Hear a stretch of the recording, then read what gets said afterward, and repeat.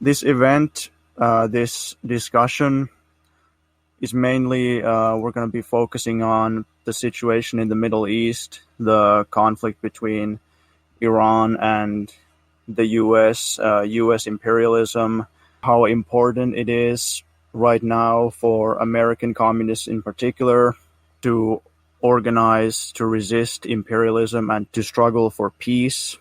And I basically have 3 points that I want to make.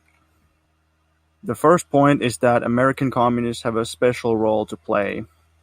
American communists, you live in the belly of the beast. You live in the imperialist base area.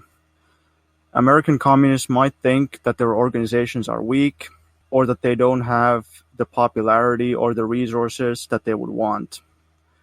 American communists might think that they don't matter because they don't have a big, strong movement like the communists in some other countries. But that's wrong. American communists actually matter a lot. American communists are the ones who can truly and effectively resist US imperialism and imperialist wars of profit. People in other countries can't really do that in the same way. That is the job of the people in the United States. This is your time to act. You have to get out there, join a party, join a trade union, join a student organization, go to peace demonstrations. Even if you can't talk to people openly about communism, you can still tell them to support peace. And I'm sure PRP will maybe tell you a little bit more about how to do that in practice. He's from the Party of Communist USA, so if you have questions, you can ask him after the talk. Second point. We need to combat the lies and warmongering of the capitalist corporate media. It is very important right now that communists have the necessary information so that we can actually effectively combat imperialist lies and tell people what is actually going on. The corporate capitalist media is going to support this war 100%. I've already seen the Finnish media talking about how supposedly dangerous Iran is and how Iran is supposedly threatening the world and all that. But Iran is the one that's in the crosshairs of the United States. Iran is not invading the US. Iran is not invading Finland. But the US, NATO, EU, and their allies like Finland actually threaten other countries like Iran. The corporate capitalist media is going to try to control the narrative and distort all the facts to support yet another war. And we have to combat that as much as we can. And lastly, communists are the ones who are the vanguard of the peace movement. Communists are the most reliable anti-imperialists. But communists must also get other people to join the cause for peace and for anti-imperialism. It can't just be us communists. It's crucial that we get all organized workers, progressive students, the population in general, just the average everyday people to support peace and say that enough is enough. No more wars. No more wars, no more invading other countries to steal their resources on behalf of corporations. Americans should not have to die on behalf of millionaires, corporations, bankers, and rich elites. Trump himself has dodged the draft so many times, so why should he get to send other people to die on his behalf? The people need to unite against war. The wars don't benefit anyone except a tiny minority of super-rich capitalists. Now, we know that the right wing is going to support this war and support imperialism always. But liberals, anarchists, social democrats, etc. are a bit of an uncertain element. We know that the liberal corporate media, MSNBC, CNN, what have you, will support this war, obviously. Or they will make excuses for it, or they at least will never take a determined, principled stance against the war. But what about everyday liberals, liberal voters? What about the workers and students who still support liberalism? This is their moment. This is their chance to finally do the right thing and to not be fooled. This is their chance to do the right thing and stand for peace. The same goes for anarchists, for social democrats, democratic socialists, Trotskyists, whatever quasi-socialist, quasi-communist there are, this is their chance to finally support anti-imperialism. This is an excellent chance for them. This is their chance to finally do the right thing as well. You don't have to be a Marxist-Leninist. You don't even have to be a communist. You can be whatever liberal, social democrat, but you can still unite for peace. We have been betrayed by social imperialists and liberal politicians so many times that it is finally time for the people to stop making excuses and to stop supporting that. Thank you, comrades. Hello, comrades. So I'm just going to briefly go over the events that have transpired that's led up to the situation we're in. So I'd like to open up by thanking Finbol for giving this discussion a place to occur, and thanking Nuri for being here today to talk about this really important topic, the topic of peace and its preservation, not just for us as Americans and our families, but also for the selves and families of those we are often pitted against by the system that we all too eagerly call a democratic and fair government, who, if they claim to be seen as a democratic, an actual true democratic society, if that claim was actually true, it would seem that there's a big delusion going on about just how much people want war. But anyway, I digress. As most of us know, on January 3rd, 2020, Soleimani was killed in a targeted U.S. drone strike in Baghdad. And of a lesser but still quite relevant note, the U.S. also attempted the assassination of Abdul Reza Shalai, which ended in failure on the same night. These actions, which were politically motivated and stemming from the long-standing political complications in the Middle East, shook the world and convinced many people that World War III, or that at the very least, another terrible conflict in the Middle East was very soon to come. The assassination of Qasem Soleimani was nothing short of cold-blooded murder and a spitting upon of the basic tenets of diplomacy, decency, and peace. Shortly after the disastrous deed was done, the state of Iran made a statement saying that it would mete out a response to U.S. aggression. And on January 7th, 2020, hours after the burial of Qasem Soleimani, the state of Iran launched 22 ballistic missiles between 1:45 a.m. and 2:15 a.m., 17 towards Ain al-Assad base and 5 at Erbil.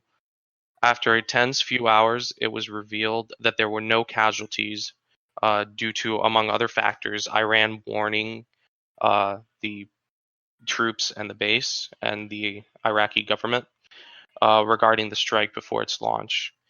The world breathed a sigh of relief, as it seemed that both nations were in the process of de-escalation.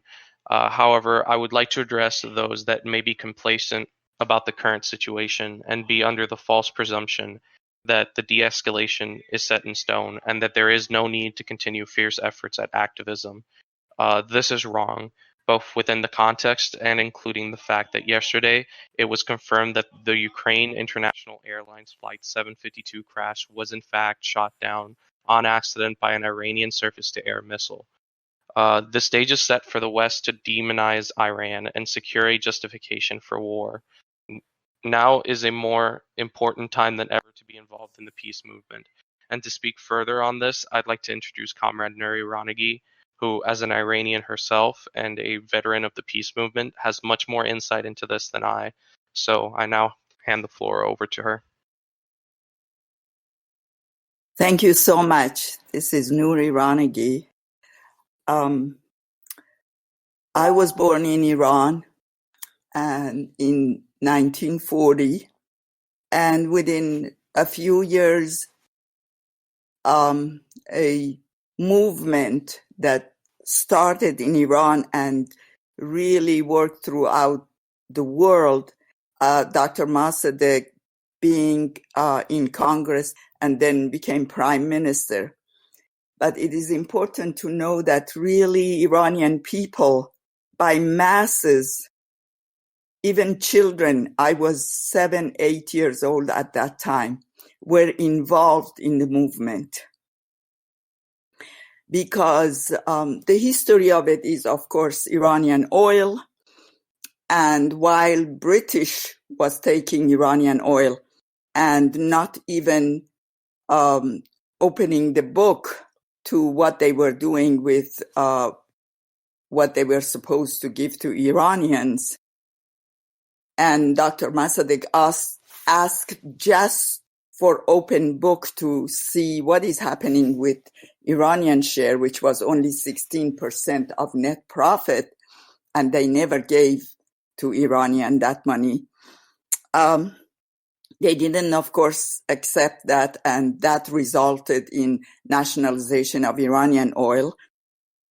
And United States helped at every stage at the beginning to push British back and ultimately to take control of Iranian oil.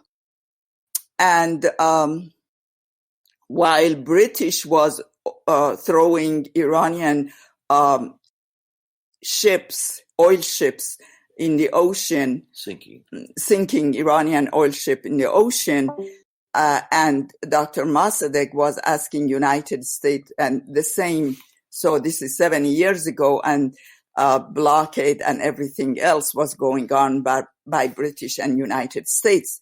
United States not only did not help while they could, even Dr. Mossadegh reached out to Eisenhower and asking him to be the judge between Iran and British on the dispute, and Eisenhower got back with a CIA coup from American embassy against Dr. Mossadegh, imprisoning Mossadegh, overthrowing the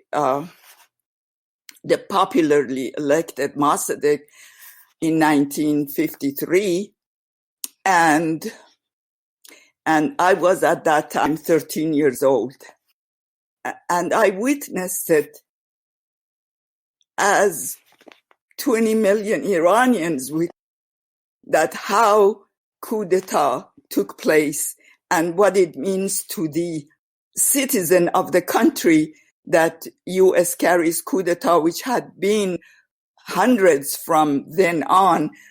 In 1954, they overthrew Guatemala President Albenz, and the same killings continuing. But our killings that I witnessed personally was the day after coup d'etat.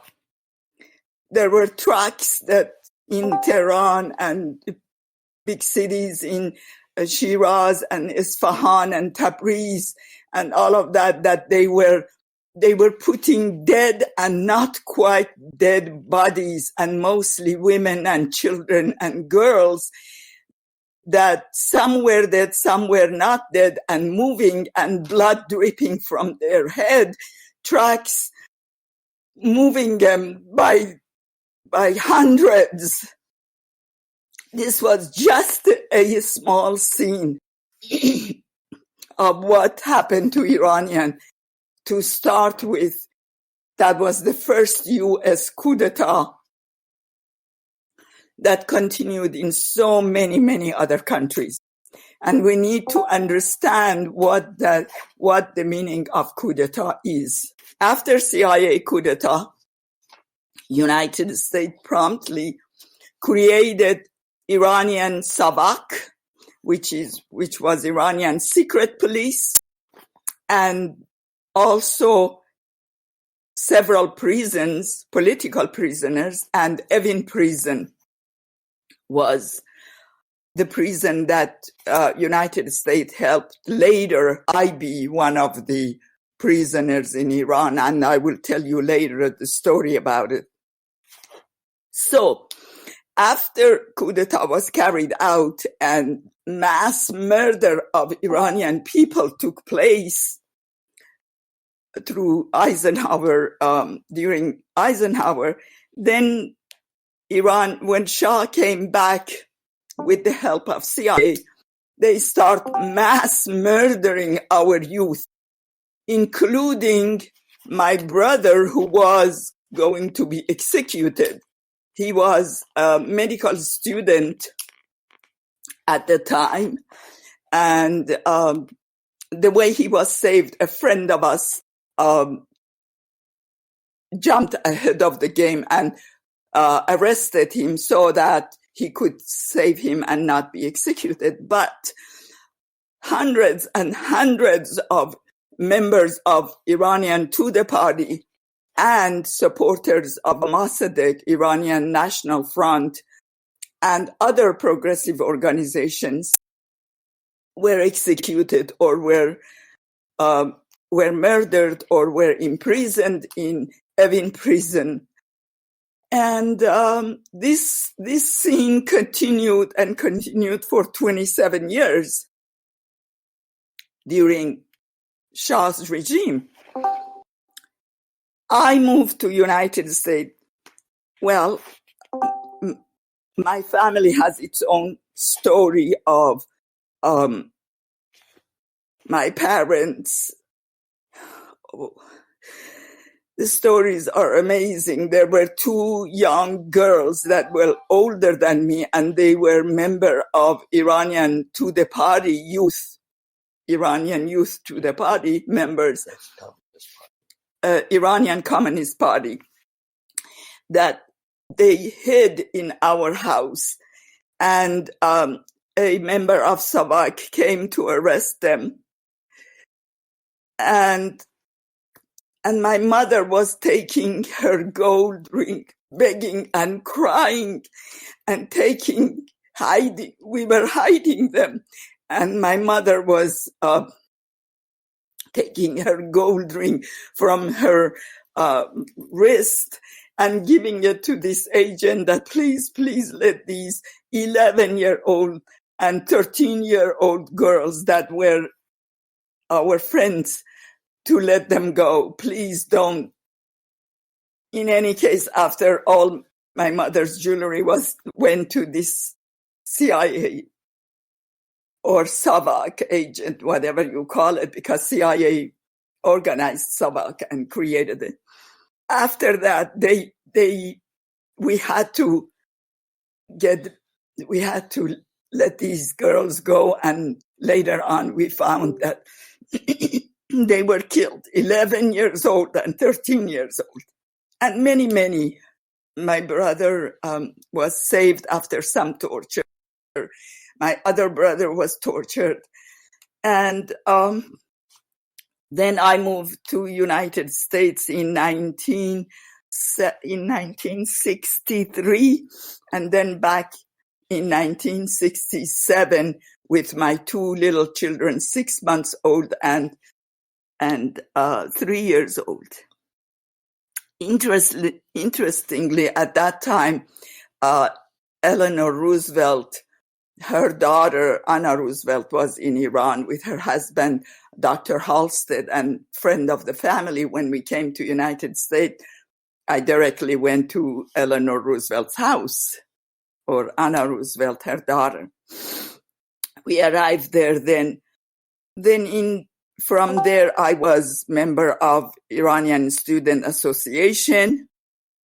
I was also active with American Soviet Friendship Society. I was active with Women's International League for Peace and Freedom. And I married Indian ambassador to United Nations in United States, and I myself was representative of WILF, Women's International League for Peace and Freedom, to UN, and I was working at UN for some years, for 3 years. Then we can, now Alan can send you and you can see the military sales that United States from 1950 to 2017 was selling military to all countries, trillions of dollars, especially Iran in 1970 to 80 became the first, the most military receiver from the United States, and Shah of Iran what became gendarme of region in Middle East, and suppressed with at least 15,000 Iranians getting killed, with Iranian petrodollar suppressed the Dhofar movement, which is right next to Yemen, present Yemen movement that is going on. So if anybody wants to ask questions, we can have a break for people to ask me questions. Or if you want, we can continue. Okay, this is Alan. I'm going to put up in the text box a link to the flow of arms that Nuri was talking about. I'm Nuri's partner. By the way, we're both members of, along with PRP, we're members of the Party of Communists of the USA. All right. I'll read out the questions to you, and I'll unmute the person who asked the question, and you can answer it. So the first one is Anarcho Tanky. He has two questions. First question is, which party do you consider to be Iran's vanguard, if any? Well, Tudeh Party was Iranian Communist Party at the time of Mossadegh, and even after revolution for some time, it continued to be active in Iran. Unfortunately, it was suppressed by the government. Primarily, I was going to explain what happened really at the revolution. United States tried to bring somebody to power. The Iranian Revolution was a popular uprising in 1977, 78, 79. And Kissinger and Carter and others, they had different ideas about Iran. One group of Americans, the most right-wing, where one group was thinking of, in the administration, U.S. administration, to kill as many as possible, as needed, to save Shah of Iran in power. And this was Kissinger and the gang. And the other group, which was Carter and the rest of them, and Rockefeller and all that, they believed that Shah of Iran has done its service, and it is a liability. It is a liability for United States. So to keep imperialist interest in Iran, we should get rid of him and bring somebody who doesn't have as bad reputation as Shah does, because Shah during its time really did so many organizations, mass murder and killing of Iranian youth, especially. So after General Heiser went to Iran and they created Black Friday, on Black Friday, thousands of Iranians again were killed. But it didn't work for them. So they realized that, and they agreed to use the second part. And the second part was that let's bring somebody to power that we could use him. There were several progressive movements going on at that time. Fadaiyan has been to the party, and Mujahideen and other organizations. And Iranian United Front, the leftover of during Mossadegh. But U.S. decided that they would like somebody as much as possible. If it is anti-imperialist, let us make sure that he is as much anti-communist.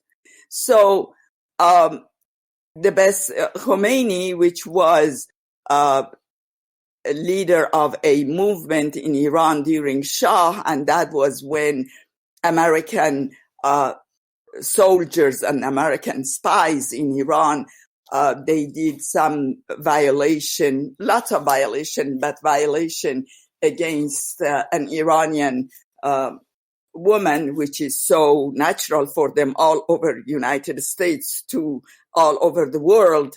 So anyway, this was very heavy, mainly the assault on Iranian women.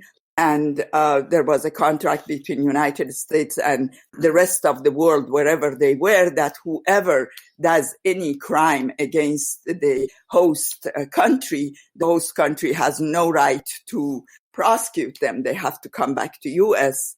And of course, they never are prosecuted here, no matter what they are doing overseas. So this person, so Khomeini, that was very, as far as religious and respect for Iranian women or Iranians, it was a movement took place against this injustice and became popular. And U.S. figured out later, and he went to exile in Iraq.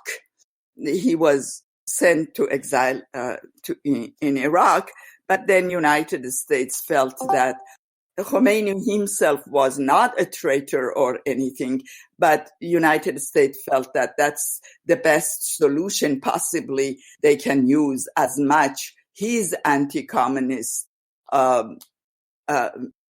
sentiment to benefit United States if he is going to be a leader in Iran. So from Iraq, they brought him, or they helped and came to Europe, and then Iranian movement, which was popular uprising, got the slight tendency of becoming anti-communist also. So then Khomeini went to Iran, and he was really getting hint from popular movement, from people. And especially at the beginning, it was very, very pro-people and very, because he was also the leader of Shia and Muslims, very, very humble, very non-corrupt, and not thinking of worldly things. So he became popular and he became leader. And the revolution in 1979, when it took place, I'm sorry, I forgot the question. I don't know if I answered. It was which party do you consider to be Iran's vanguard, if any? Well, at this time, I felt that in 1979 it was really popular uprising of people rather than any party leading, although there were different organizations and groups and parties that Fadain and Mujahideen and Popular National Front and Tudeh Party were the leading movement, that they partially, somewhat Fadain with Tudeh Party, they united. At this point, I don't know as party, or I don't think Iran has that. To the party, myself, I was member, I was supporter. At this time, I'm not very much in touch with them, or what I see, which is a little bit problematic for me, is that their anti-government sentiment is bigger than anti-imperialist, which I feel it is wrong. I feel really we could possibly help the government and maybe modify and at least somewhat at this time, anti-imperialist movement in the world and anti-violence and militarism is the most important issue that all communist parties should address, rather than whatever problem that internal governments like Iran have, which they do have some problem. Can I ask something before? I'll allow one reply per person. So go ahead. The version I've heard from other Marxist-Leninists of the time, especially Ashraf Tehmani, Cherkhe Fadeli Khal, is that it wasn't really an anti-imperialist movement so much as a hijacking of the leftist revolution by the Islamists. So I was asking, how do you respond the people like Ashraf Tehmani and IPFG who say Iran isn't anti-imperialist and its prosecution of communists since the beginning and still ongoing, which we had a wave of this spring. A lot of people getting jailed for being Marxist in Tehran University. How do you respond to that? I was member of Tudeh Party myself. What I feel is that, as I said, one of the reasons that United States really worked out an Iranian movement which was anti-imperialist, anti-dictatorship, they tried very much to move it toward being also anti-communist. And knowing that this is the gift of imperialism to American people, as well as to the people of the world, to have anti-communist rhetoric, I would like to focus on anti-imperialist movement of all organizations or communist parties, rather than focusing on the characteristic of Iranian system as being so, as their difference with imperialism. I would like to fight against imperialism to start with, and eventually getting rid of the government. I feel with the difference between Iranian government and U.S. government, there are times that we have to make a choice, although I don't want and I don't agree with the system that exists in Iran. Next question. This one is ANCAP Vosh Combo Pack. His question is, how can we get Americans to be against this war? Americans are really against this war, or any war. It is that we are majority, but we are not so organized. They are less than 1% or 0.1%, but they have been able, they are very organized, and they have all the violence organizations, and American people's bread and butter, because of the system the way it is, has become violent. Look at the number of prisoners we have, and prisons and prison guards and police and CIA and FBI and Homeland Security, which is really insecurity, and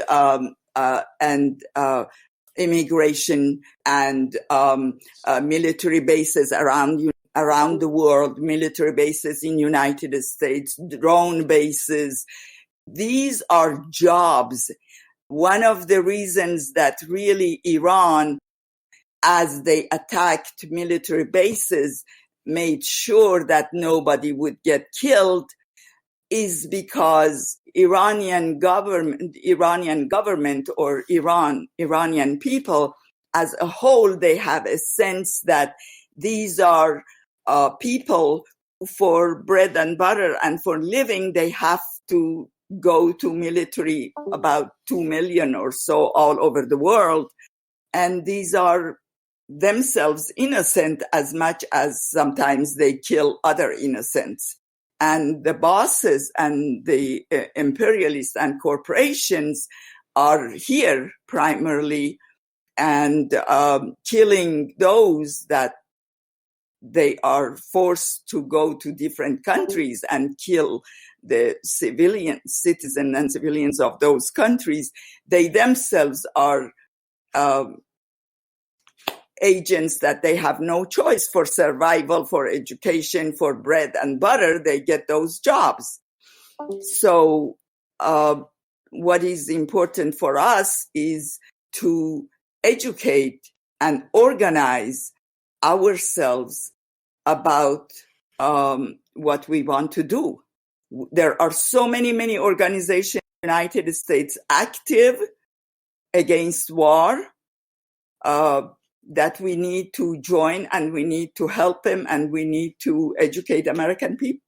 We need to organize. They really know, and they don't want war. Next question, we're going to go back to Anarcho-Tanky. He wants to know, what do you think of the recent protests? I mean the Alban protests. Iranians. I feel that there are many legitimate grievances of Iranians, especially Iranian youth.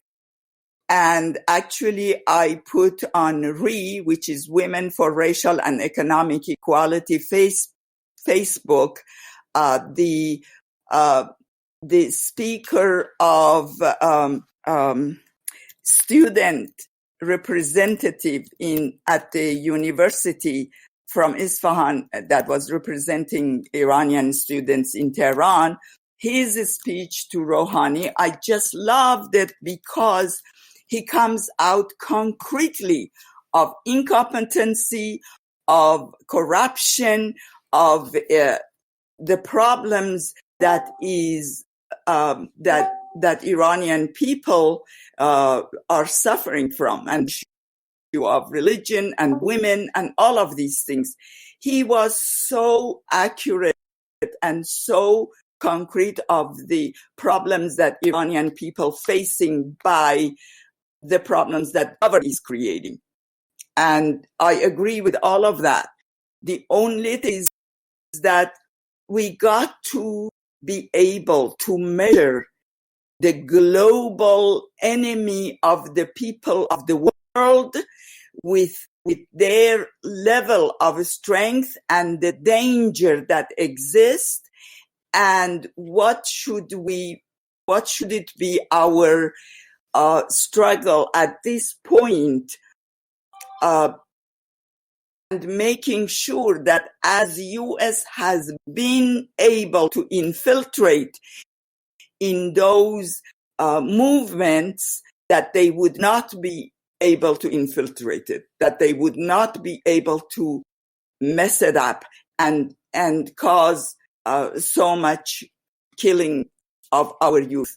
For me, all those killings, I see it as American doing, because the grievances of people and youth and students, which is legitimate, is being abused by imperialism, and force of imperialism is so dangerous if they are mixing with our grievances or if they are working against Iran. That is Iranian people's job. After stopping all U.S. intervention in the Middle East, which I was going to talk about it, and I will. After that, it is Iranian people to fix their government or overthrow it. If they cannot be fixed, it is their job. It is not the job of United States at all to supposedly, which they never mean that, come and help Iranian people. We don't need that help, and we don't mean it. You can see easily how when they used Kurdish against Assad, how they left them, and then they got help from Turkey to kill them off. So then abusing our struggle with the hand of imperialism, I'm not for it. And that's what they do. That's what their strength is, unfortunately. If you look at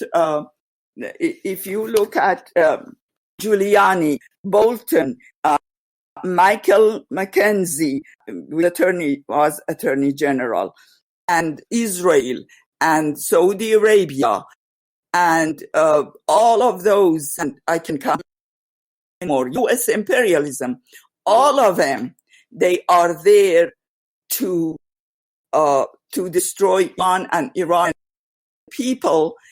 And if they cannot get help from Iranian government, they try to pretend that they are in our side and they are doing for our benefit.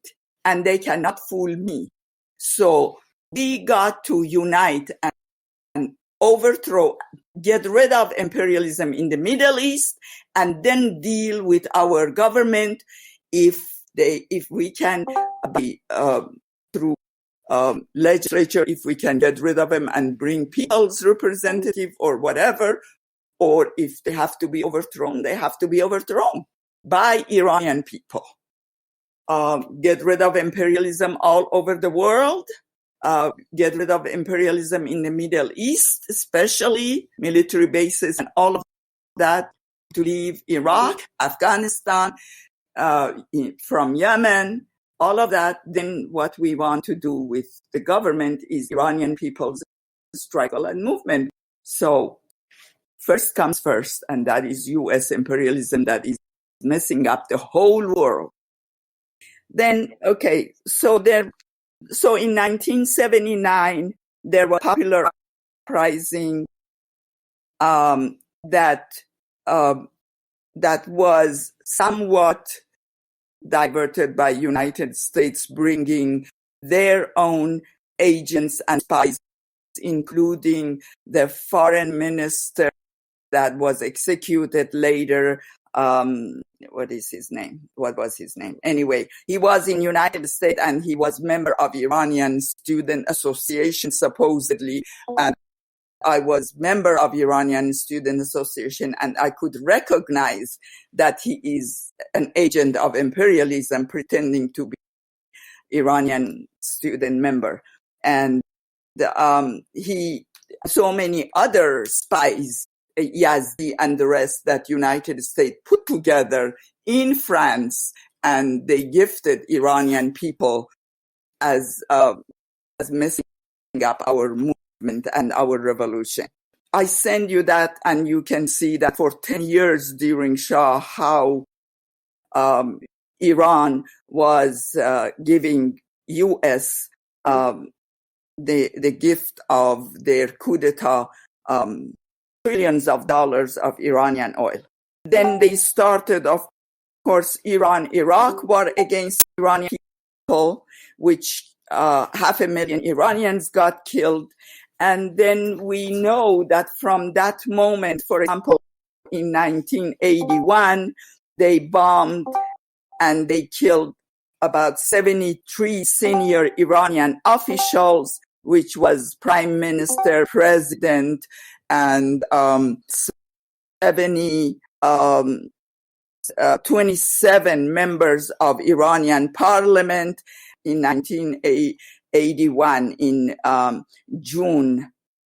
And then in August, they killed another 8, which was another 8, Rajai and Bahonar, and another, the Chief of Justice of Iranian, Beheshti, and they killed. So this shows, and thousands with the help of United States, helping Mujahideen, they start killing Iranian people. And now again, Alan can send you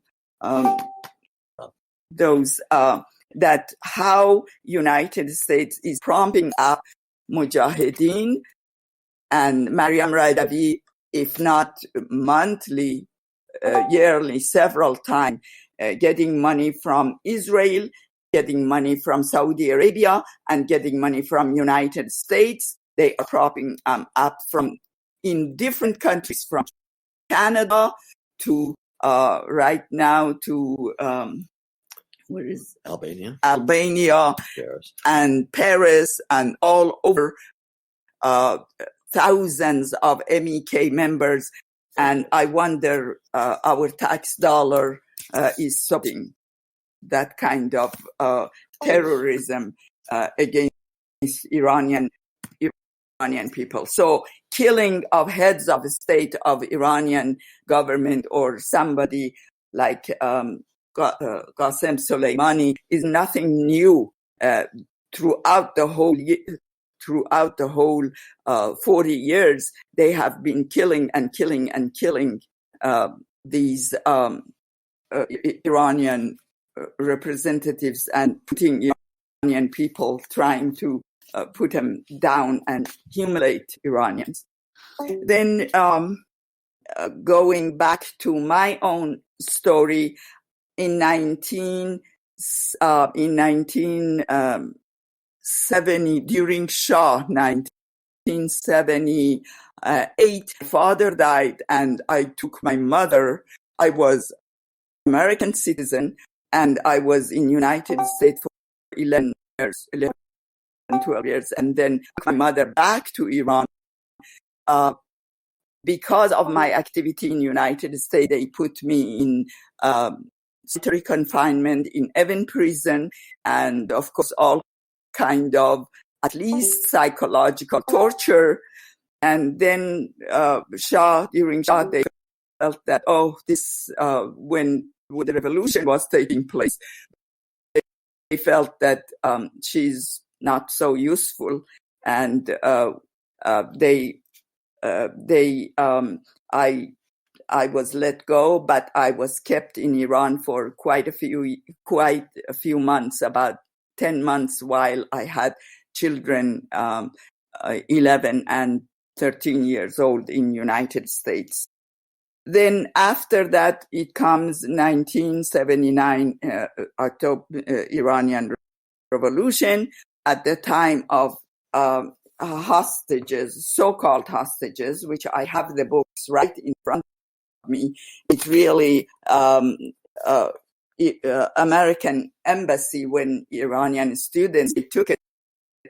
The spies, they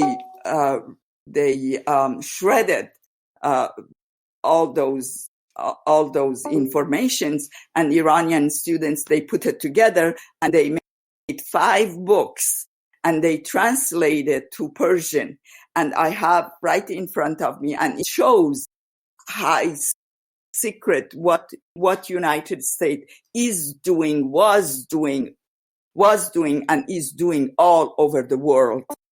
And at that time in United States, CIA came and visited me personally, and they threatened me that they will kill me.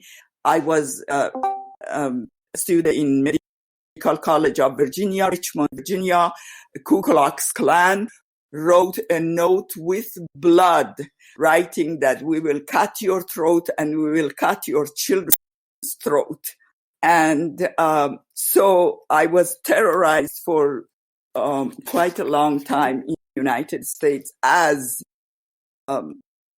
they put me in prison in Iran, and they sent the file of my activities in United States to Iran, and also threatened to kill me, Ku Klux Klan and CIA, both of it. The university had to give me housing, although I had my own housing, and for some time protect me from the KKK and from United States, only because I was giving this kind of lecture and writings that let the Shah go and face justice in Iran.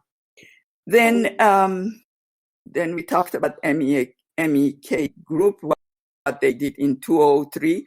And then when we talk about those, we need to know that United States during hostage crisis, which means about 40 years ago, Congress passed, I don't know, something about $68 million a year supporting propaganda against Iran with those Iranian TV and radio stations all over, Voice of America and the rest of them, that they are sending so much about Iran, against Iran. And then later, you will see that Seymour Hersh. If you look at his report, you will see that in 2008, United States put $400 million appropriation to send groups working against Iran and against supposedly Iranian nuclear. Then JCPOA came to life, which it's interesting. United States for many years made propaganda that Iran is having nuclear weapon, while Khomeini from the beginning said that they're against our religion and we don't want to. But it was good because after some time, United States believed their own lie, and they picked up in making negotiation with Iran to stop. Actually, Iran never intended, and all they had, they did two things. That one was they stopped several contracts that Iran had with various countries, Germany in particular, to proceed with nuclear power, etc. They stopped those for these peaceful nuclear programs, so that forced Iran to have to search out alternative channels for getting nuclear materials for their research, and that enabled the U.S. and also Israel to paint Iran as being clandestine. The reason for them being clandestine was to have a nuclear weapons program. Now I'm about to send something. Unfortunately, I don't have the reference to this, so you can look this up on the internet. A book, Manufactured Crisis, by Gareth Porter, that gives a history of the Iran nuclear program that different from what the American media provides. Yes, and it comes Donald Trump. Well, of course, what happened was that United States, throughout last 40 years, the killings were repeated throughout years against Iranian. The money that U.S. gives and Israel and Saudi Arabia against activities against Iranian is continuing throughout all those years.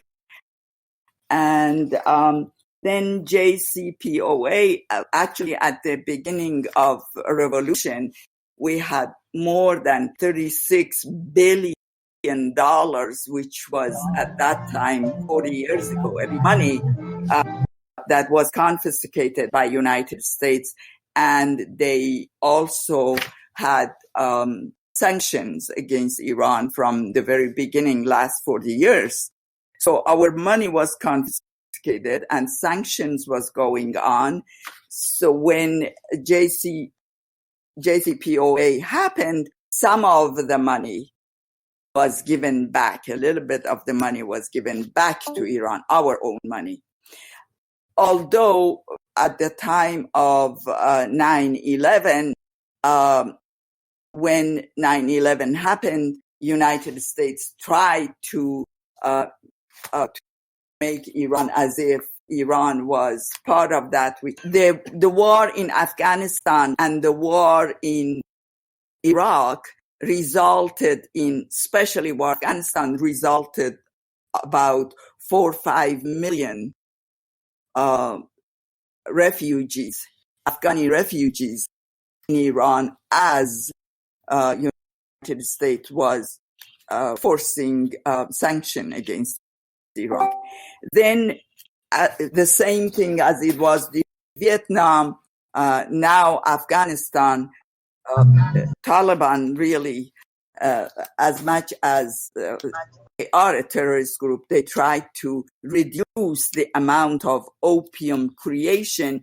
As soon as United States started the war in Afghanistan, the opium production of Afghanistan soared, and they have, and this was a report, 65% of economy of Afghanistan is supported by opium, which is sent primarily by tons and tons to Iran and making Iranian youth addicted to opium, and the problem that is right next door to us that is created so much problem for Iranian youth. We need to see that not only 8 years of war, Iran and Iraq, not only all those money spying on Iran, but also creating a big refugee as well as opium addiction for our youth. These are the gifts of United States.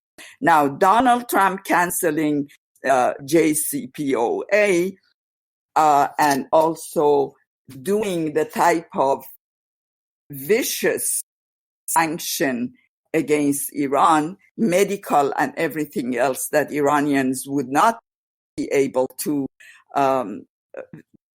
created the biggest inflation and problem with Iran, in Iran, which of course we could understand why Iranian people also and created a movement against the government. And this added to the problems of Iranian people, that inflation and all that spying and all that. So now what is United States doing? United States is negotiating with Taliban because they know that Taliban will work against Iran. That is one of the things. And the other one was the Kurds that were working with United States in Syria, how they were suppressed and how that would help ISIS and others that are working, that Iran was helping with Soleimani himself, was helping supposedly United States that really never wanted to eliminate ISIS, Daesh, and al-Nusra, but Soleimani under the pretext that, yes, all those terrorist groups that killed so many Americans as well as so many Iranians, he helped to kind of eliminate them. And now U.S. announced that they are going to allow ISIS and al-Nusra and Daesh and all of those to not to be suppressed or not to do anything. So this is in Iraq. The other one, the negotiation with Taliban in Afghanistan. So they are trying their best to prompt not and add to the region's tension by doing these kind of things. Turks, suppression of Kurds. So us people ought to unite no matter where we come from, no matter what country of origin. So for me, if Iranian government is helping the Yemenis or helping Iraqi resistance against imperialism, or Syria resistance with the invitation of the government and the people, or helping to eliminate Daesh and rest, even though Daesh is not in Iran, this is something that is important for all of us to do against imperialism. With if we are communists or if we are nationalists, whatever, because as everybody said, I am not necessarily so on the side of our government, but definitely I am against imperialism intervention in Iran or in the Middle East or anywhere else for that matter. So it doesn't make me, because I am Iranian, I shouldn't intervene so-called in Iraq or Afghanistan if it is pro-people. And my activity as a communist, as a patriot of humanity, no matter where it is, we all should unite. Now we go, what to do? I would say the last stage of what is happening, and I will say what we need to do. One is that the Soleimani's killing, that was military head of a country, defense of a country in another country in Iraq, so openly by the order of so-called President of United States. This is a new stage and a new situation, because whatever they used to do, it used to be covert, and they used to deny it, or supposedly they were supporting people, democracy, and all of these things. Now this is jingoism and exactly opposite of what UN was established. Then, of course, they didn't allow Zarif, the Iranian foreign minister, to be able to come to United Nations and talk, which of course we understand that too. So my hope is that as imperialists is so organized with Europe and here and everything, and they are so minority, we need to organize ourselves. We need to work out that U.S. military bases and U.S. NATO, we need to work against NATO, we need to work against U.S. military bases, we need to organize ourselves with peace organization, we need to support, although impeachment is very shady the way it is, we need to support impeachment, we need to ask the government to bring the troops back home. We need to support the Congress that they just put something that no war against Iran. We need to create we created a U.S. Department of Peace, and you can join U.S. Department of Peace, and with our parties, communist parties that we are member, we need to work more in actions like this, demonstrations. We have weekly peace vigil in Ojai that we organize. We have monthly peace movie showing at the library. We work with Unitarian Universalists regularly supporting peace and justice. We need to, especially all of us, oppose when and write something when a rogue nation president says that we will destroy Iranian culture sites and all of those things, which is crazy. I do have Women for Racial and Economic Equality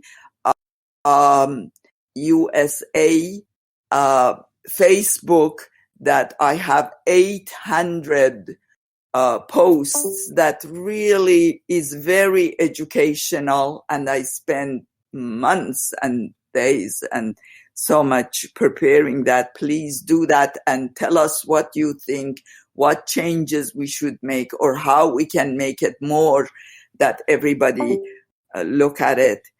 And that's it. I hope that we all together would be able to stop all these inhuman, destructive. We need to join the environmental movement and youth and support them and stop all these dangers that is not going to be. Actually, the Soleimani's assassination to me is start of another stage rather than the end of, I don't think it is at all the end of the dispute or problems between Iran and United States. United States is not going to give up until they get Iranian oil and other, the same as Venezuela they did, and they continue the same of what they did in Bolivia, and they are doing all over the world. They did in Brazil, and what happened, they did in Egypt, they did in Philippines, and everywhere else. And we need to unite and stop all that all over the world. Thank you. We'll now open up for some more questions until, Nuri, you feel that it's enough. So the next person is going to be Suresh Fathi. Suresh Fathi is asking, what is your opinion on the Kurds and independent nation state of Kurdistan? Okay. My thinking is that Kurds, Iran, as well as other part of the Middle East, we are multicultural, multi-racial, if we make it like that, society. Iran has Kurds, Turks, has Arabs, has Armenian and Persian. Talking about humanity, I don't like to talk about division or so-called independence. We should be independent of oppression and imperialism, but we should unite with our fellow world citizens together and abolish the borders rather than creating more borders. I have full respect and love and unity with all other humanity, if it is Christian or Muslim or Jewish. My husband was Jewish. I was supposedly Muslim. He was not really Jewish, and I was not really Muslim. But in any case, all I am saying that those are the things that are being forced, those divisions upon us by imperialism. Kurds and Turks and Persians and all that, for centuries they lived together and enjoyed each other's culture, each other's language. That is the beauty of the world. When we say trees, there are billions of different type of trees. There are billions or millions different type of ethnicity of human beings. And we need to cherish everybody and enjoy. I don't agree with separation. I agree, and I was daydreaming that Iraq and Iran and Syria and Yemen and Lebanon and Libya and all of those neighborhoods, Afghanistan, Pakistan, India, we all got to get together rather than having borders. We ought to work against borders, because what is border? Border is, they are promoting our division, while we got to promote our unity, and imperialism and oppression and militarism and violence must be stopped. I don't see Persians being violent against Kurds or Turks, and I don't see Kurds or Turks being violent against Persians. We all are human beings, and we love each other when we are not oppressed. We ought to work against oppression, not border, creating more border. The next question is, How is the American youth going to dodge? Actually, I think I can answer this. It's how is the American youth going to dodge the draft if it becomes mandatory? Do you think violent protests would be useful instead of nonviolent opposition in such cases? I want to answer this partially, and then you can add to it, Nuri.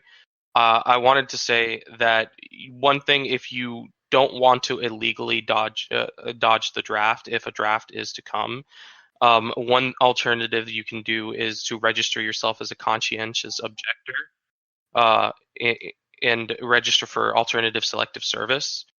And with alternative service, you can essentially, if you have for being a conscientious objector, beliefs which qualify a registrant for CO status may be religious in nature, but don't have to be. Beliefs may be moral or ethical. However, a man's reason for not wanting to participate in a war must not be based on politics, expediency, or self-interest. In general, the man's lifestyle prior to making this claim must reflect his current claims. So as long as you can find a way that you have some sort of religious or belief or ethical belief and prove evidence of before the draft, then you can try to do that to be exempt from it. And then they will put you in alternative services such as conservation, caring for the very young or very old, education, and healthcare. So anything else you want to say, Nuri, go ahead. Yeah. I really think that we need to work together and genuinely come up with bigger responses to these questions, because it's beyond individual trying to save himself or herself. This is a political issue, and this is a war and peace issue. First of all, I don't believe Palestinian resistance in any way or shape can be considered violence or peaceful resistance. It's not violence. It's a response to violence. When somebody attacks you, no matter what, with all your body, you try to defend yourself, you try to defend your family. So for me, I am not a violent person. I want very, very much peace, but I don't know when they come to harm me. What do I do? How do I defend myself? So for me, defending oneself together by any means is okay. And for dodging of going to military, we can learn from what happened during Vietnam and do it even more. Unfortunately, our resistance at this time in Vietnam, we didn't learn from Vietnam to go further. They learned from Vietnam how to stop us. And that is why the movement that exists now against these atrocious behavior of our government and violence all over the world is not the same as it was during Vietnam, because they learned what to do, how to divide us, create 9/11 with the help of Saudi Arabia, but they convinced all of us and Congress to give blank check to the government to go to war against so many, many countries. Since 9/11, you can check it out that we have attacked hundreds of countries. So how we stop draft is a political issue. You have to organize. You have to have thousands and thousands of people that they don't want, because they really don't want to go to war. We are being forced economically for bread and butter to go to war, for education to go to war, for having healthcare to go to war. No, all of these must be stopped, and must be stopped by all of us together. working together is the most important thing, rather than, that individual. It's very hard to succeed when you see it as a personal thing. It is not really personal. It is oppression. It is violence against peace. It is people against corporation, against government, and we got to stand up by all means. So next one is going to be from Anarcho Tanky again. I think this was already answered though. So I'm going to skip to the next one. Do you think China will get involved? I feel that they could be helpful. They are powerful. They could be helpful in our struggle against imperialism, violence, and militarism and corporate ownership. Now it is our duty to make sure that this does not become another imperialistic movement and against public interest. At this point, I look forward to any help from China on Iran, on struggles in Afghanistan, in Iraq, in Middle East, anywhere, because China is a power that people worked so hard. It was communist movement and struggle. In around 1975, several theoreticians, imperialist theoreticians, including Kissinger, but I don't have the other people's name. They wrote from universities, actually, they wrote this road that United States is taking then as the road of a new world order. And that was that United States become single superpower, and because China and Japan, they don't have much oil, United States would take control of the whole Middle East and control of the oil. As the result, after destruction of Soviet Union, which they did, which they worked it out, then America would be the only superpower and imperialist with control of oil that would control China and Japan. So, and they are going forward, marching forward toward that theory. They did it. They implemented. They thought they can do it all in 10 years. Now it is 45 years. They haven't succeeded because of people's resistance.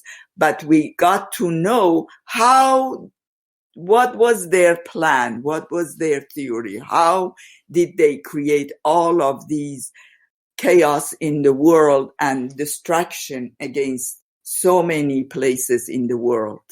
Middle East, now we know what they did with Gaddafi and Libya, what they have been doing last 7-8 years in Syria, what they did last 20 years in Iraq, last 20 years in Afghanistan, what they are doing against Iran, and what they are doing against Yemen, and all of that. So they are continuing, and they are organized, and they know what they want.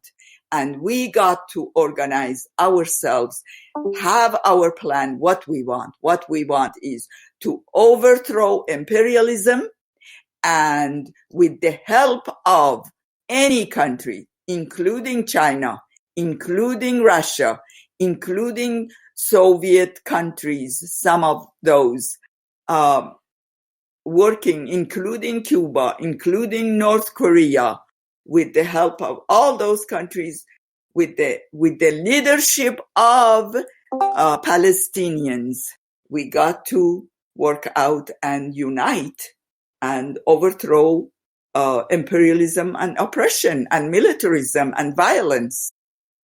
I think that this next question by Comrade Galaxy was already answered before. do you support the Iranian government, or you do not, but support your nation as a whole? And do you think a conflict can arise with Iran and the USA? At this point, I support Iranian people with the government against U.S. imperialism. Now, the issue of Iranian people and Iranian government relates to Iranian people and all communists and progressive movements around the world to help and to take care of. But at this, the situation the way it is, the priorities is I am against U.S. imperialism, militarism, wars that are pretending that they want to bring us democracy and all the rest. And this is my focus now. If after that I would have to struggle against the oppression of internal oppression or internal capitalist system of Iran and or religious fanatics, yes, we will do that. But this is not something that I need help from Giuliani or Bush or Donald Trump or Bolton or any of those.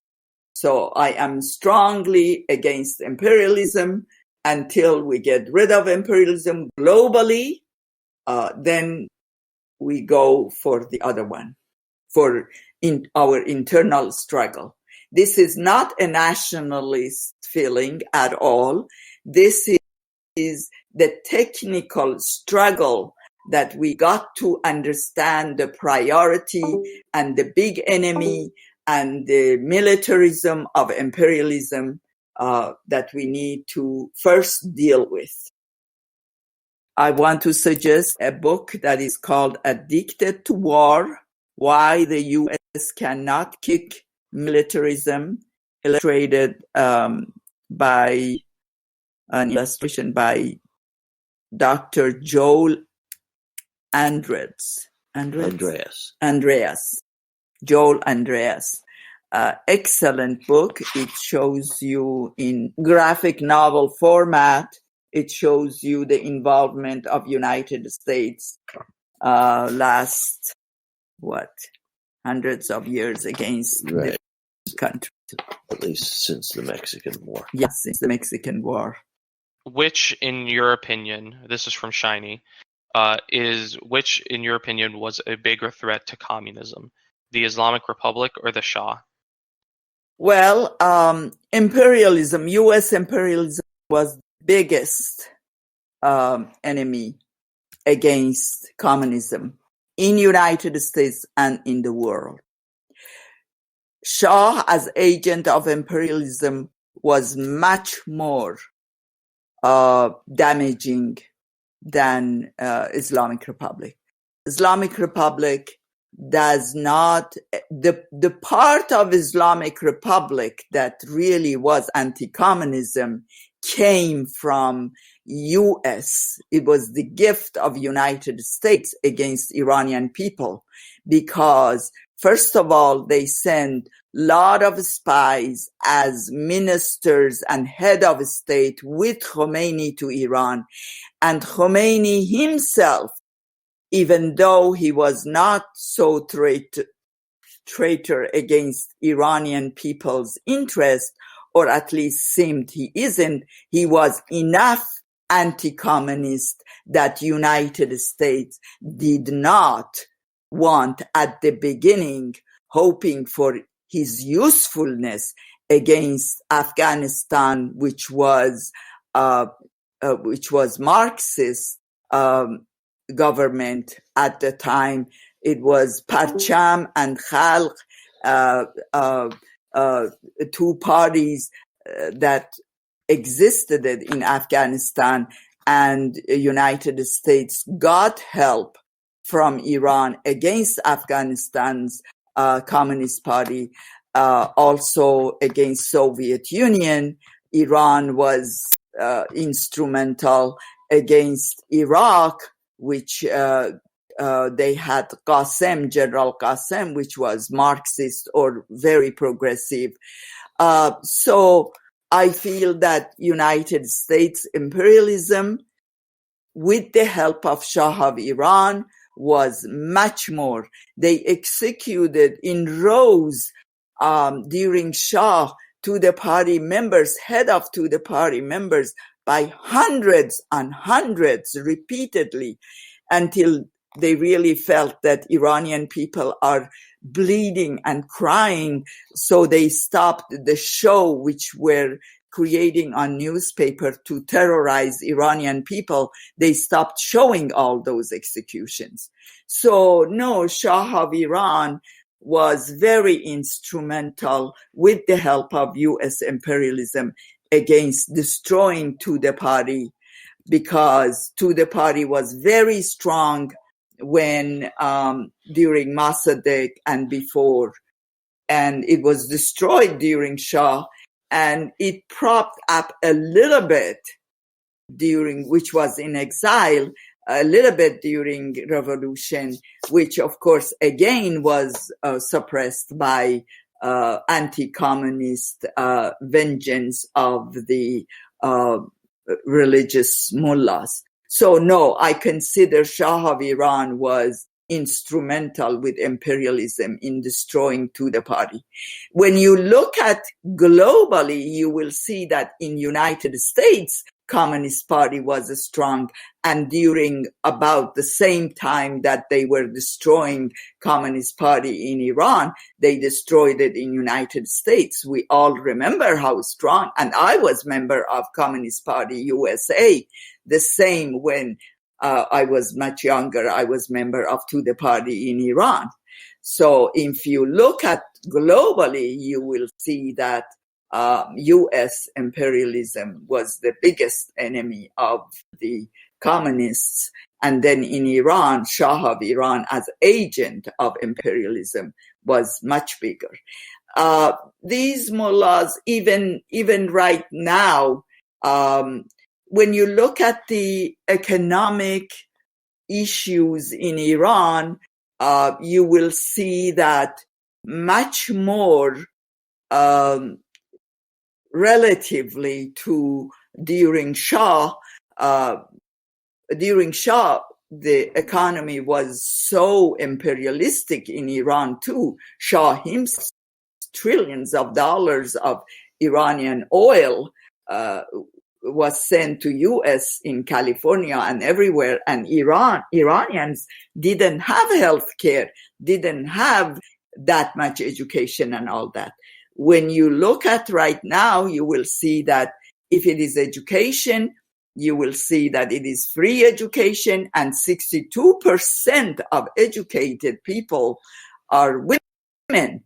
As much as we talk about communism and repression and all that, you will see that the representation of women in Congress in Iran, or representation of other so-called minorities, Jewish, Kurdish, Turks, and all that in Congress is big. Also, this is not to say the Iranian government is not repressive. This is to say Iranian resistance, and also the government, the Islamic Republic, cannot be, not that it doesn't want or whatever, as vicious, because it doesn't have support of imperialism, really, cannot be, and is not as vicious as Shah was.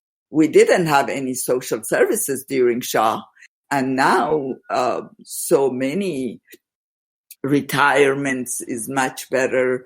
The healthcare is much better. Education, free education is much better. And division, like even during President Ahmadinejad, they really brought up Yarane. Yarane means to help public, which means that every Iranian learned that they are entitled to oil money. For me, that was very good because it didn't matter how much it was. What mattered was that this was Iranian resource and wealth must be divided amongst Iranians. And it was. So of oil money at the time went to individual Iranian people, all of them, everyone. When you compare economic lifestyle of Iranian people now with all imperialist oppression and imperialist sanction and everything, it's much, much, much better than during Shah. So the next question is actually, I think, a very good one. Could you please give a bit of background to the coup, like a chronology of events from during the war, Allied occupation to the nationalization of the oil? Okay. Let's see. A chronological order about the coup. What? Okay, 1953. The coup d'etat took place in Iran. I was 12 years old, and there were mass executions and mass murder at the beginning with the coup, and mass executions primarily of Tudeh party, and then National Front, dismantling National Front. That was Mossadegh's party. That was Mossadegh's party, or really mass, Iranian people.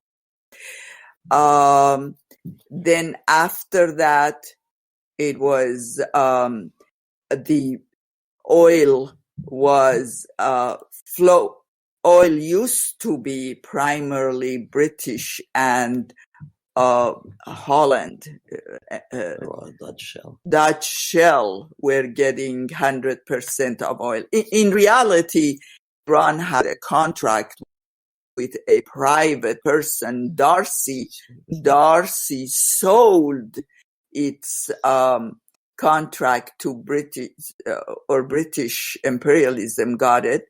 Then when US came to power, they divided 40% United States, 40% British, and 20% Dutch Shell was getting Iranian oil.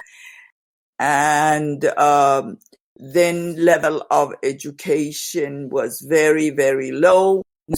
Money, Iranian dollars, were coming to US and military, US military coming to Iran, and then doing Shah became gendarme of the region. And stay with the chronology. And going to war against Dhofar, and then lots of Iranian dollar came to California, to United States, and some to California. All of those that they had to leave, including my family, that when we were in Iran, we were repressed and suppressed, and we were encouraged to migrate to United States. So, or forced. Then help me with the chronology. Well, next thing in the chronology, of course, the Shah had a very oppressive regime, but then the next thing is the popular movement. Uprising, Even in the United States, just not knowing much about Iran, I could see the ferment amongst the Iranian students Student in Association. the middle 70s, right, which led to the revolution in early 1979, which was a popular revolution, but was taken over by the mullahs when the so-called hostage crisis took place. Right. Then hostage crisis took place, and then United States campaign sanction against Iran started, and spending a lot of money suppressing Iran and suppressing Iranians, and against and creating so many TV and radio stations Iran, and then Israel starting the, of course, anti-Iranian movement continued. United States kept $36 billion of Iranian money confiscated from the banks that it was Iranian money that was outside Iran or anywhere. They confiscated, then continued repression, and they started war, Iran and Iraq. Right, and that lasted for 8 years or so. That lasted for 8 years and killed at least 500,000 Iranian, maimed 1 million, and 500,000 Iraqis, and maimed so many million Iraqis. Then creation of MEK or Mujahideen. Mujahideen was a big force used by United States, Saudi Arabia, and Israel against Iran throughout the history of this revolution, last 40 years, killing heads of state, 76 in one day, mostly minister and Congress people, and all of those they killed. And 2 months later, again, they killed president and chief justice and prime minister and all of that. And then again and again continued those killings, which was all led by United States and Israel against Iran, continuing. And then this goes on, and millions or 500,000 Iranian educated ones, including my family, which were so many MDs and PhDs, had to go to exile because we were suppressed and tortured in Iran, and we had to move on. JCPOA was an important point in the chronology. That happened in 2015, and it took about a decade before that of negotiations, particularly before that of negotiations amongst the U.S., Russia, China, England, France, Germany, and I think the European Union is also a party to that, where they concentrated just on the nuclear weapons program and the sanctions, and that seemed to be an opening for further negotiations about issues with Iran, and it's pretty clear that Iran was abiding by the sanctions, but the U.S. was not abiding by the agreement. U.S. was not abiding by the agreement, particularly in light of the sanctions that they continued to oppose, which was the biggest benefit that Iran had expected to get out of the JCPOA.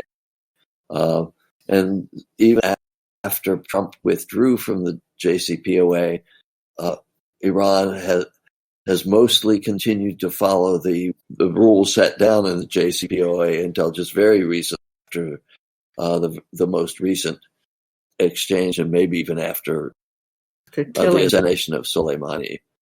Are there other important points in the chronology? Well, now we need to understand that U.S. is prompting ISIS and al-Nusra and Daesh against Iran. We need to understand that U.S. is negotiating with Taliban to bring them to power, even though Afghanistan has its president, which is pro-U.S., but they are negotiating to bring Taliban to power because it can be used against Iran. And we need to really look into Zionist movement in Middle East and the killings that they have done with Lebanon, with Palestinians, with Syrians, with Yemen and all of that to know that this war is continuing in the Middle East. Yeah, I think the role of Israel in the anti-Iran atmosphere we didn't cover as well, to the extent where it should be. That's a really very important point. Right. So, well, the truth is that the creation of a state of Israel was for the control of the Middle East as agents, as military base of United States. And this is the only one that has nuclear weapons in the Middle East. And they talk about Iran that does not have nuclear, but they don't talk about Israel. So this comes from Kaz. He wants to know if you know if the remnants of the Organization of Iranian People's Fidai still exists, or if they still carry armed struggle. Fadain was created during Shah and helped with the revolution, and then they split. One group became much closer to Iranian Communist Party or to the party, which was called Fadayan Majority, and then there was another group, Fadayan Minority.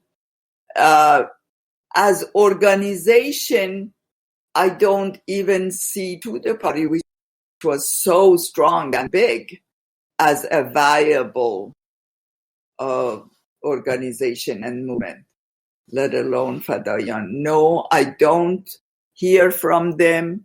I was very close and I had personal friends with Fadayin. No, I have no knowledge of the situation of Fadayin anymore.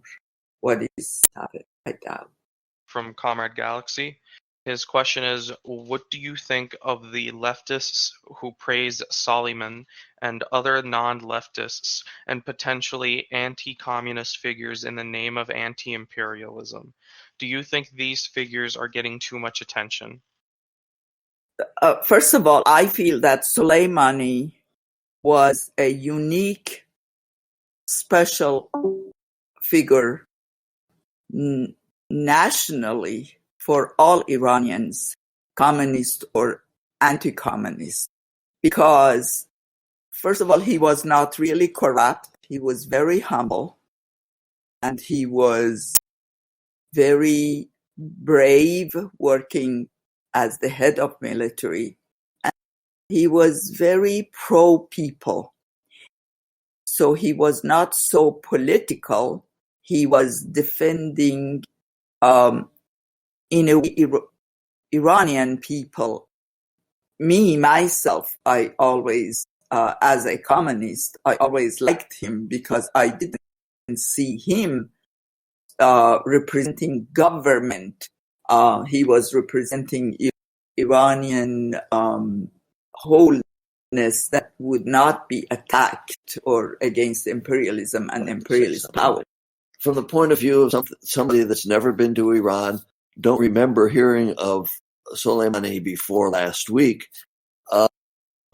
But I have since then I've seen him both information we've gotten from Iran and the American press. Seen the American press demonizing him as the essence of evil, etc. But it seems to me that what he's been doing, looked at from the point of view of Iranian interests, is not much different from what people like General Patton, General MacArthur did, looked at from the point of view of American interests. So I think it's really hard to believe the image of him as essence of evil that the American press paints him to be.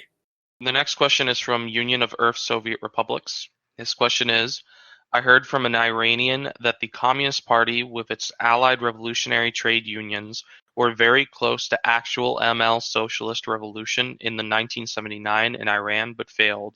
Do you know anything about this? Why did it fail, if this is accurate? Okay. To the party was very weakened during Shah and was in exile primarily, and no activity was going on in Iran. Yes, during at the start of the revolution, Tudeh party became very fast, very strong, but not, and rightly so at that point and that time. They supported the revolution and they even supported Khomeini. I'm a member of Tudeh party at that point, 40 years ago. But this unfortunately didn't last long. No, Tudeh party never could become as strong as being able to unite with the workers and carry out revolution, being opposed to that. Tudeh party was suppressed by the government, present government. And I think really United States, the reason that there were several other leaders that they were leading the movement or were coming to power, but they stopped all of that and they supported Khomeini, was his anti-communist characteristic. And that suppressed the party eventually and the workers' movement. Being that he was leader of Shia also, and Iranians were Shia, there was no power that could stand against him. And he wasn't acting in a way that people would want to stand against him. And that resulted in him being able, with the help of United States, indirectly to suppress the party and even National Front left over and all of that. And right now that I am talking, something very, very interesting came to my mind that I am going to explain it. And that shows the situation in Iran with religion and with resistance or national movement. There was in Mossadegh, there was a leader that was a religious leader called that was pro-Mossadegh, and United States very much tried and succeeded, bribed him big, and succeeded in getting him to be against Dr. Mossadegh and pro-Shah. And this resulted, and also MEK issue resulted in Iranian struggle and Iranian movement breaking apart and bleeding. I am going to explain also what I mean by MEK. Mujahideen were religious and were leftist and very, very popular.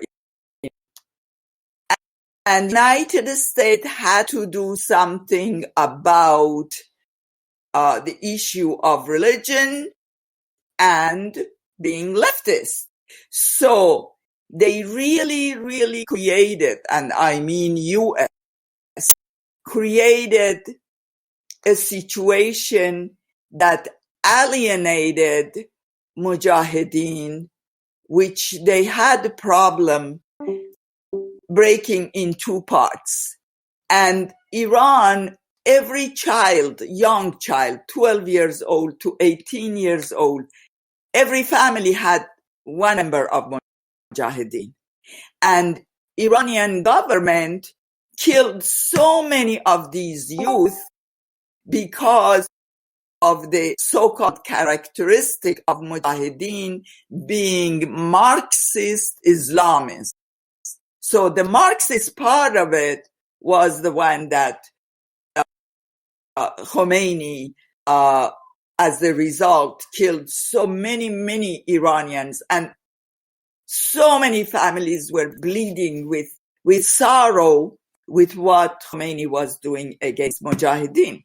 And it was the same thing about the issue of Tudeh Party and United Front.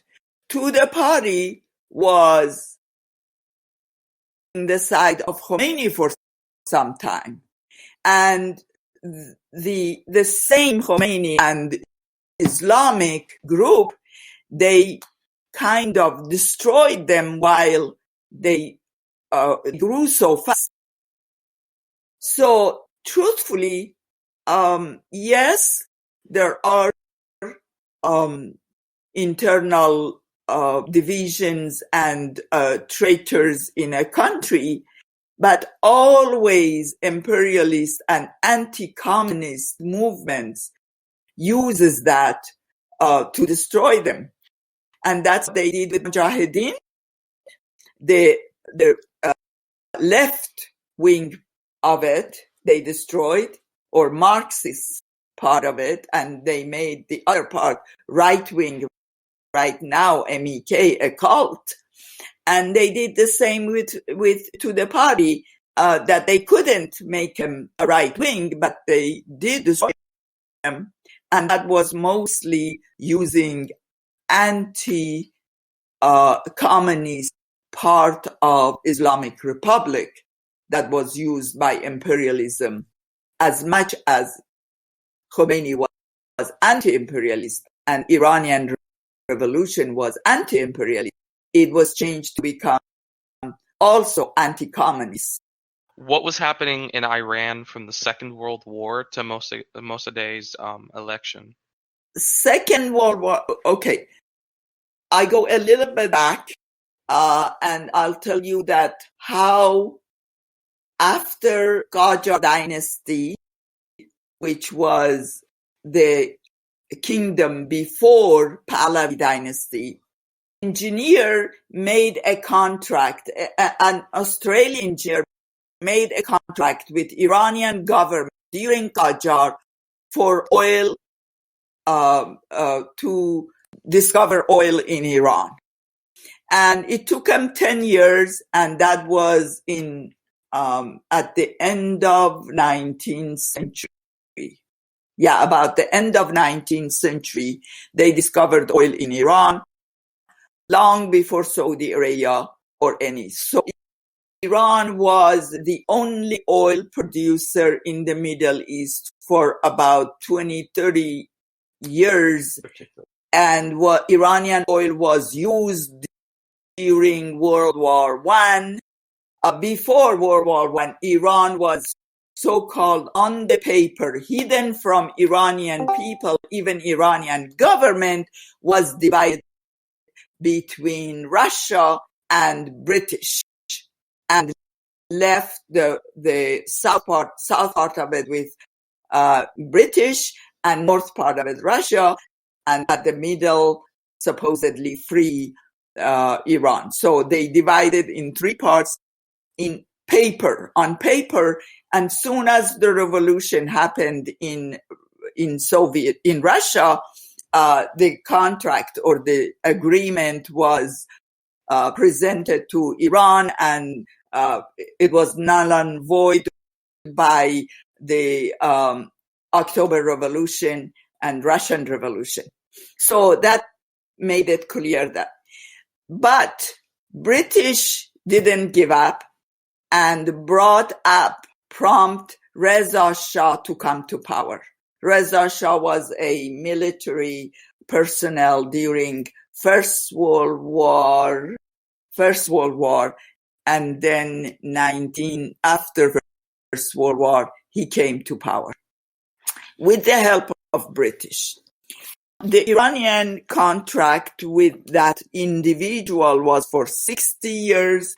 Now about 40 years of it was passed, and that is 19, it was discovered 1890, and now it was 1920, after First World War, that they brought the Shah power, Reza Shah, and they strengthened him, and they asked him to renew the contract.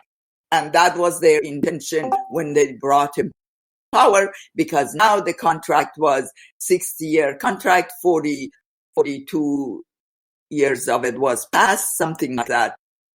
And it had only 18 years left. So they asked him, and British imperialism pressured, and they renewed the contract for another 60 years. So rather than now 20 years was left, Reza Shah renewed it for another 60 years. This organized a struggle by Iranian people with the help of Dr. Mossadegh to a movement after or during Second World War. Let me think. Good. During Second World War, Iran was neutral, supposedly, and the name of Iran was known as Persia, and Reza Shah, as much as it was brought to power by British, he became on the side of Germany, even though Iran announced that we are neutral. So then now the oil contract was renewed, and Persia was Iran, and on this, not directly but indirectly, on the side of Germany during Second World War. And so British and United States and Russia, which now during Stalin, they took over Iran because of Reza Shah's stand. They took him to exile, and they put his son in power, Mohammad Shah. They put him in power because now his politic was on the side of Germany. So they sent him to exile. Now, Iran was facing with the new contract with British another 60 years, and was facing Reza Shah, which was only 20-some years old. And it was the end of Second World War. And so Iran oil was used for also Second World War, which in First World War and Second World War, there are documents that it says World War was won by British and US and all that on Iranian oil. That is on the history. That's it.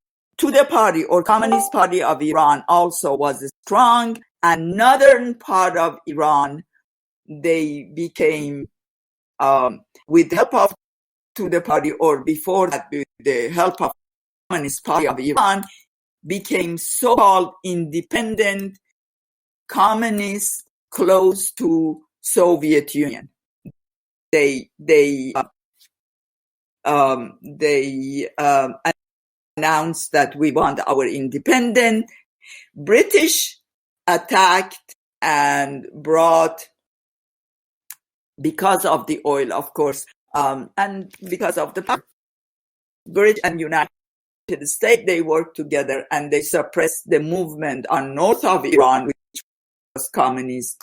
And for some time, Communist Party of Iran was illegal, and so many were killed. 52 of them they killed and imprisoned. Communist Party. Then Tudeh Party was born later from the Communist Party, and that was 19 45-46 after Second World War. Tudeh Party became strong, and also National Front, little by little. Mossadegh was released when Reza Shah was put in exile. Mossadegh was in prison. He was released, and he became he became governor of state of Fars. Then he became, and he started a movement against British, because so many things happened, including one thing that happened in Shiraz, my hometown. A British car which had a dog inside it, and the window was down, and an old man throws a rock at the dog, and British embassy, British consular in state of Fars, or in Shiraz, they killed that old man. They beat him to death, and Mossadegh was crying as governor, saying that how shame on me that I am governor of the state, and British agent or British consular can kill an old man that is in the street because he threw a rock at the dog. So this created some uprising, and so many other movements continued, and Mossadegh became the prime minister. No, before that it became he was finance minister. It became finance minister. Then it was Congress or senator, congressperson, and then passed the nationalization, asked for British to open up the books, and they didn't, and they nationalized oil. And when they nationalized oil, then United States came in supporting British. They, of course, overthrew 2 of the ships, oil tankers, that Iran was selling it to Italy. They overthrew it in the ocean, and they also, British military surrounded Iran, that Iran, with their military alert with ships, warships, and all that around Iran. And then United States came in. They wanted Truman carry coup d'etat against Iran, but Truman was busy and was leaving the office, and throw the bombs on Japan and all that. And they left it to Eisenhower right after Eisenhower carried the first coup d'etat, the first official coup d'etat. Before that, they did with Hawaii and all of that. But 1953 supposedly was the first CIA coup d'etat against Iran, which then on they learned, and they had a coup d'etat against other countries. When they carried coup d'etat against Iran, then Tudeh Party was very, very strong, and National Front very, very strong, and then from there I have told the story. Now, I would like to close up with a statement, and I want to thank Nuri for participating in this and taking the time out of her schedule to do this with us. Yes, thank you very much. So I just want to say that a lot of what you heard here isn't pretty, and reality can often be that way. But I hope that this glimpse into the reality of living in the countries we destroy helps you understand the weight of the word war and coup. That with its plentitude, I'm sure we've all, to some degree at least, grown numb to it.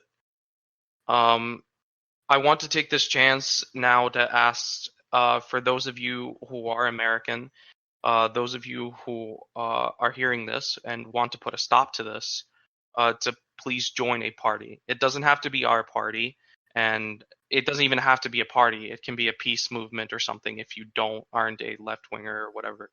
But and I know everyone has an opinion on reasons to or to not join this or that party, but time isn't short, and the longer we delay, the worse the situation around the world gets. It's easy to criticize a party for its lacking. It's harder to get in there and do something about it. And we have to be the change that we want to see. And that means organizing. If any of you are interested in our party specifically, we are an ML party that split from the CPUSA due to their being revisionist. Please message me on Discord or visit our party website at partyofcommunistusa.org. That's partyofcommunistusa.org to learn more. Thank you, and pass it back to Finbol now. Big thanks to our speakers, and thanks everybody for coming and listening and participating. The struggle continues.